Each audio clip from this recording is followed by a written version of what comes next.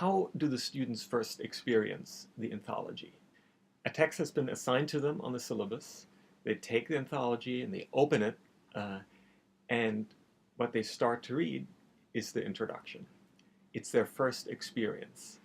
And this is why in this revision, we really spend a lot of time thinking about how to make that first experience as useful and exciting to them as possible, because the introduction is the first thing they experience. It should draw them into the text. It's an enticement. It also needs to provide them with necessary information, the kind of information they need in order to approach this text. So the previous headnotes, the previous introductions, were quite wonderful literary essays, belletristic, elegant, but also meandering. And most importantly, they were not uniform. So a student might read a wonderful long introduction, elegant introduction to one text, and then turn to the next text, and it would be completely different. Different style, different structure, different approach.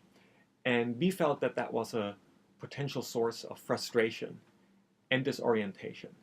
So what we decided to do is to create a uniform scheme for all the introductions, so that the students, as they move from one introduction to the next, would know what to expect, would know where to find the information they need, would know what they were getting into. So in the scheme, we always start with an opening hook that functions as an invitation to this text. We then turn to the author, if the author is known, and in most cases the author is known. We then move on to the cultural context, the times, and finally to what is perhaps the most important part, the section on the text itself. Now there we took care not to interpret the text for the students, to present the students with a model interpretation that they were then supposed to follow. No, we decided that the most important thing to do is to give the students all the information, all the help they need, so that they can approach the texts themselves, to interpret them for themselves, to engage them themselves, to have their own personal experience with the text. And so this is what we try to do, not interpret the text for them, but put them in a position where they can interpret and approach the text for themselves. And this we did with all the introductions.